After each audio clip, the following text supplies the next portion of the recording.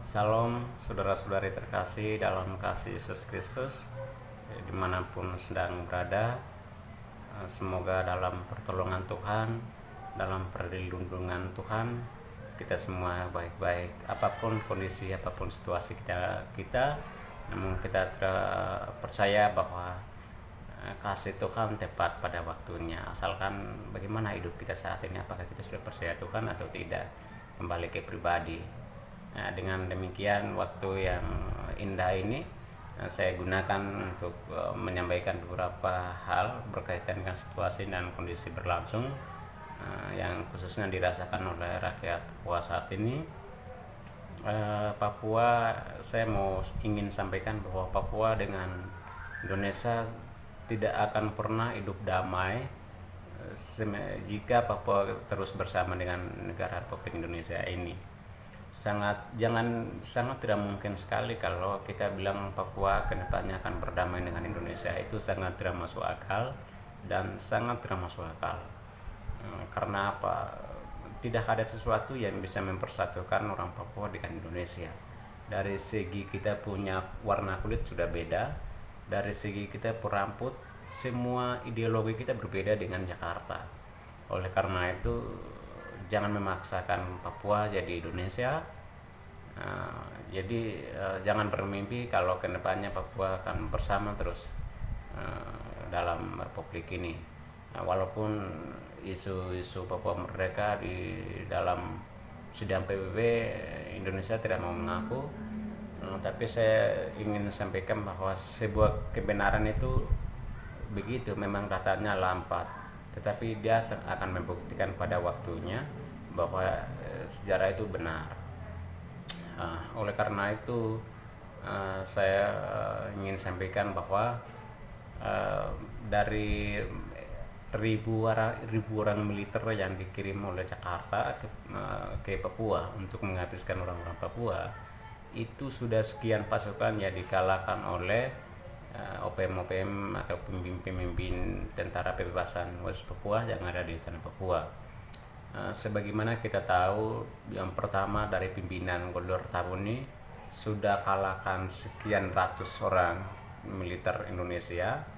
Yang kedua baru-baru dari Komando Egyanus Gugoya mengalahkan militer Republik Indonesia sekian ratusan orang atau ratusan pasukan, dan sebuah pimpinan Leka Telenggen dan beberapa komando yang ada di tanah Papua yang merupakan pimpinan tentara pembebasan West Papua selalu mengalahkan 1.000 orang atau semua tentara yang dikirim oleh Jakarta ke Papua untuk membunuh orang-orang Papua. Tapi sayangnya perang mereka menjadi sia-sia, tidak ada ujung akhir atau tidak ada ujungnya atau tidak temukan hasil yang benar. Oleh karena itu kemarin baru saya terjadi pembunuhan pendeta. Pendeta itu sudah 3 orang yang dibunuh oleh militer Indonesia, tapi kasusnya tidak pernah proses dengan baik. Kalau antara OPM dan militer Indonesia, mereka baku tembak dan baku akibatnya sampai meninggal, itu kan tidak melanggar hukum karena sesama tentara dan tentara. Tapi yang menjadi pertanyaan adalah bagaimana tentara Republik Indonesia yang sewenang-wenangnya membunuh seorang pendeta merupakan gembala umat Tuhan yang ada di tanah Papua. Yang pertama, militer Indonesia membunuh pendeta di Puncak Jaya tahun 2004. Itu kasusnya tidak pernah proses. Walaupun suara gereja, suara rakyat Papua meminta kepada pemerintah untuk kasus tersebut akan menyelesaikan sesuai dengan prosedur yang ada. Yang kedua, tahun 2020 pendeta dapat bunuh di tangan militer Indonesia diduga, dan kasusnya juga sama, tidak pernah proses. Dan baru sekarang ini tahun 2020 terjadi pembunuhan dari militer terhadap pendeta di Kabupaten Intan Jaya, Provinsi Papua, dan kasusnya juga sampai detik ini belum ada tanggapan dari pihak pemerintah. Yang dimaksud pemerintah adalah yang lebihnya kepada Presiden Joko Widodo. Sekian gereja yang sudah mengirimkan surat kepada pemerintah. Ada yang meminta supaya membentuk tim independen untuk turun menyelidiki siapa pelakunya, apakah pelakunya TNI atau pelakunya OPM. Tapi sejauh ini belum ada tanggapan. Terus ada juga yang minta pelakunya benar-benar terbukti TNI, ya, militer Indonesia. Oleh karena itu pelakunya harus diadili sesuai dengan hukum atau prosedur yang berlaku negara Republik Indonesia ini. Tapi sampai saat ini kan belum, entah itu kenapa. Tapi saya mau bilang bahwa walaupun kita meminta untuk proses dihukum, tapi kita kan punya pengalaman sebelumnya, jadi sangat tidak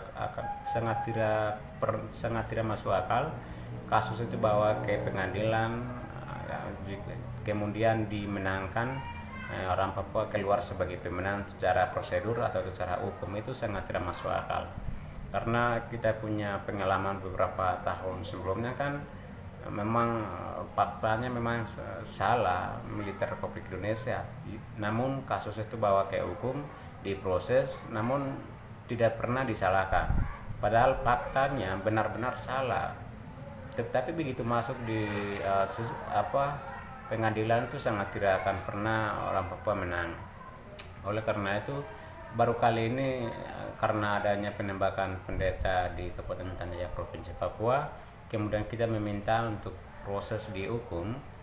Saya berpandangan bahwa itu sangat tidak akan pernah proses dengan baik. Oleh karena itu saya ingin menawarkan sebagai solusi untuk rakyat Papua. Jika rakyat mau dengar atau tidak apa-apa, atau menjadi pertimbangan juga boleh. Solusi saya untuk bangsa Papua bahwa cukup kita bunuh satu persatu tanpa lapangan perang yang jelas. Cukup kita bunuh atau meninggal karena sebuah strategi yang diterapkan oleh Jakarta untuk menghabiskan orang Papua. Sebagaimana dijelaskan dalam buku Dr. Sokrates Sopian Jeman menjelaskan bahwa semua pemerintah Jakarta itu sudah punya rencana, struktur, dan sistematis untuk menghabiskan orang Papua. Jadi orang-orang Jakarta hanya tinggal kontrol, mereka punya struktur atau punya strategi, tinggal kapan waktunya untuk menghabiskan orang Papua. Itu dijelaskan oleh Bapak Pendeta Dr. Sopian Jeman sebagai Presiden Gereja Baptis di Papua dalam buku judulnya Meminum Air Sumur Kita Sendiri. Dan itu terbukti. Oleh karena itu solusi saat ini tidak ada sejarah yang merdeka secara damai. Oleh karena itu tentu kita rakyat Papua merdeka harus ada terjadi lapangan perang. Oleh karena itu solusi tepat menurut saya kita meminta kepada pemerintah Republik Indonesia untuk tentukan lapangan perang. Lapangan perang itu di mana ditentukan di situ, dan tentara baku tembak.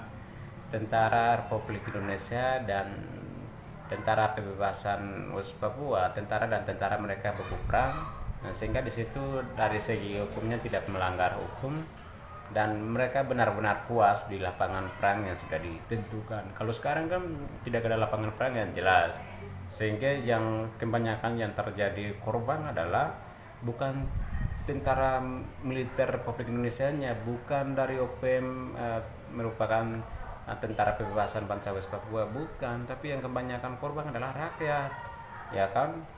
Kita mau berjuang itu kan karena ada rakyat. Bagaimana sementara kita berjuang rakyatnya terus menerus mati meninggal, ya. Jadi sangat sayang sekali. Kebanyakan orang Papua saat ini, saya berpandangan bahwa nyawa orang Papua saat ini di tangan Jakarta, bukan di tangan Tuhan. Dan itu terbukti orang-orang Papua hampir habis itu di tangan pemerintah Republik Indonesia, bukan mereka meninggal karena panggilan Tuhan.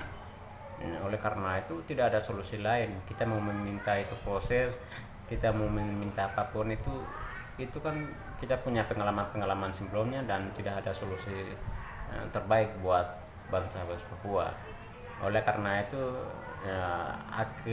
akhir-akhir ini dengan adanya penembakan Bapak Pendeta di Intan Jaya, Kabupaten Intan Jaya, Provinsi Papua, solusinya menurut saya adalah bagaimana cara supaya pemerintah pusat, presiden harus berbicara untuk menciptakan lapangan perang.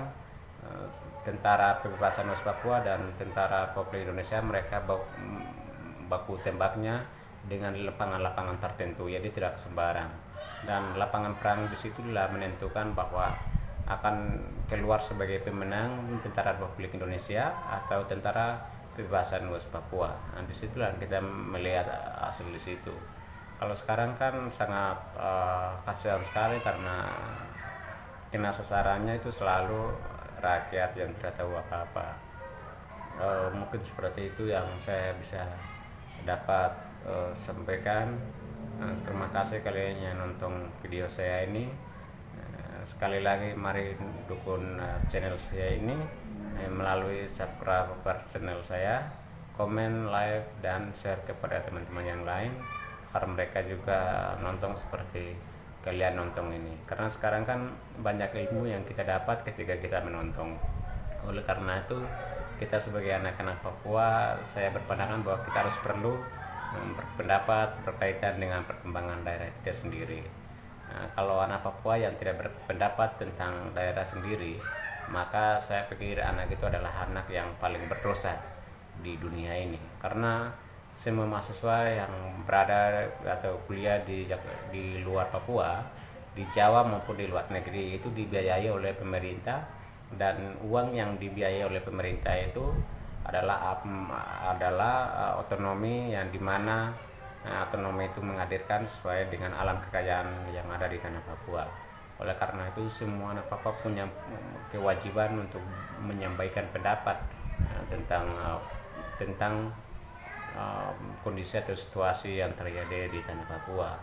Mereka mau terima atau tidak, kewajiban kita mahasiswa harus sampaikan itu. Mungkin seperti itu saya bisa dapat sampaikan. Nama saya Penantang Monimbo, dan terima kasih. Wah.